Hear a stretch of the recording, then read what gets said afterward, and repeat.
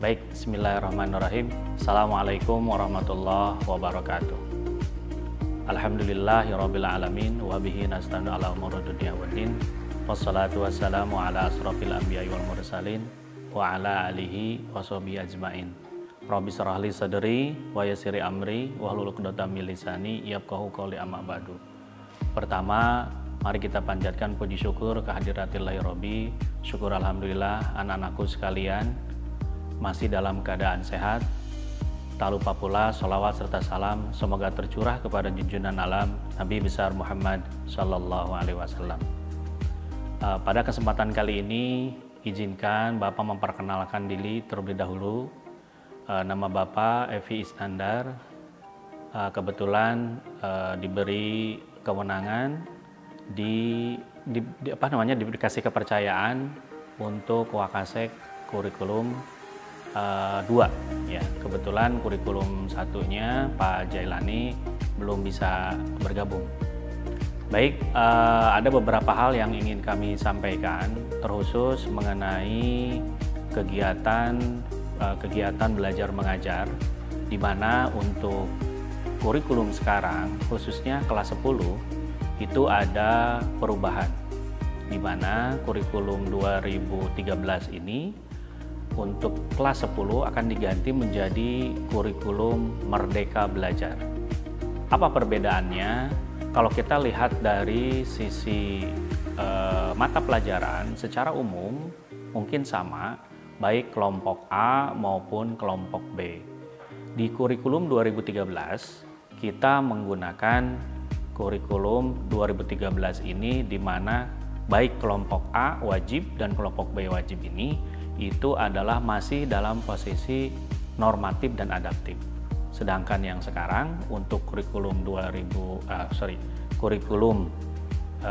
Merdeka Belajar itu adalah dibagi menjadi 3 kelompok.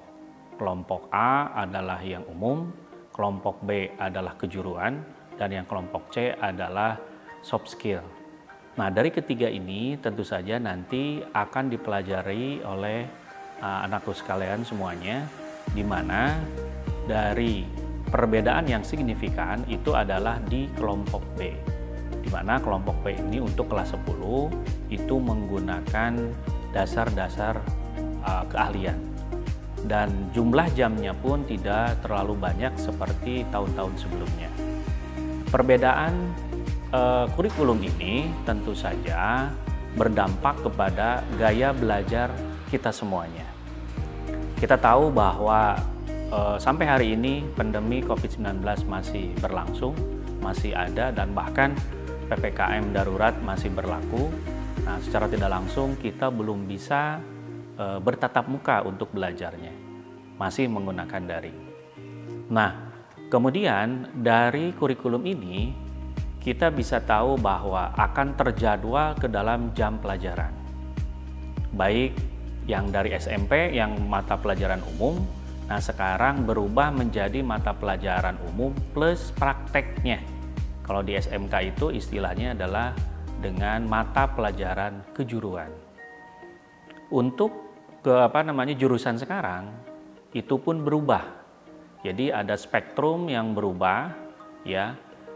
Jurusan teknik permesinan yang tahun kemarin, kemudian teknik mekanika industri juga sama, ini akan bergabung menjadi yang namanya menjadi teknik mesin saja. Kemudian untuk TKR ya, mungkin Anda waktu daftar ada yang ngambil TKR ya, teknik kendaraan ringan, sekarang berubah menjadi teknik otomotif. Kemudian jurusan RPL, rekayasa perangkat lunak, ini juga berubah menjadi yang namanya adalah pengelolaan perangkat lunak dan game. Sedangkan teknik pengelasan berubah juga menjadi teknik pengelasan dan fabrikasi logam.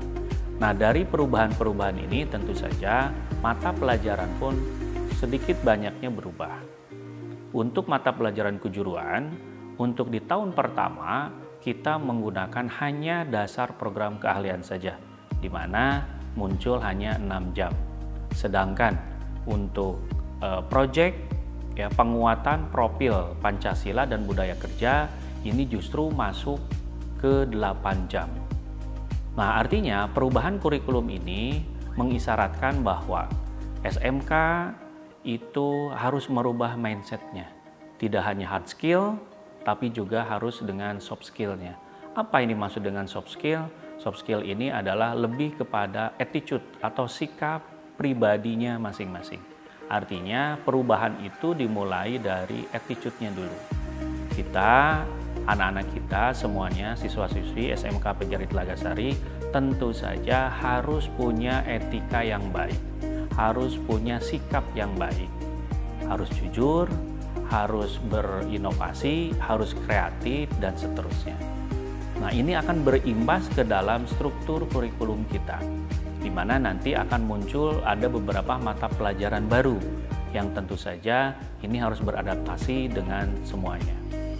Di samping itu, untuk mata pelajaran produktif yang tadinya tahun kemarin itu ada sampai 15 jam, sekarang hanya 6 jam saja. Artinya yang didahulukan itu adalah soft skill-nya dulu, baru kepada hard skill-nya. Yang dimaksud dengan hard skill di sini adalah mata pelajaran yang masuk ke dalam kejuruan.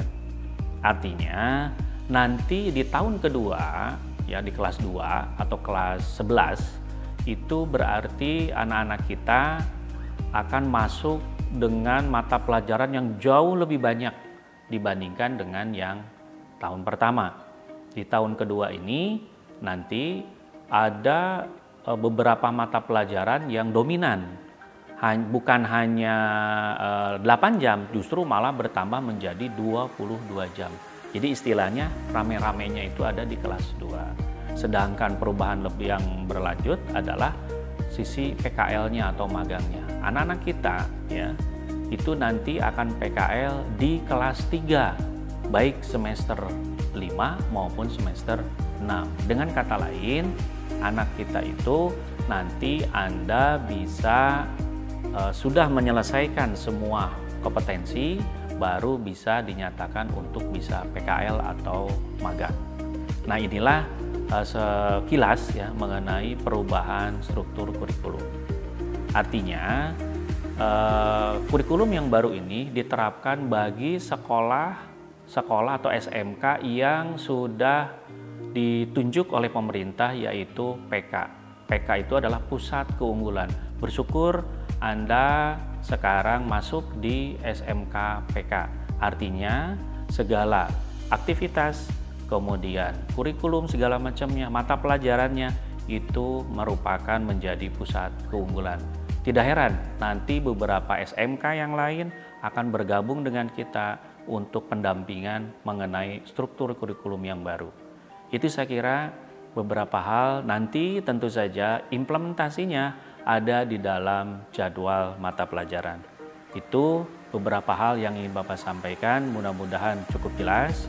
Nanti silahkan Anda bisa komen apabila ada beberapa hal yang tidak jelas atau belum jelas. Terima kasih Bapak Hairi. Assalamualaikum warahmatullahi wabarakatuh.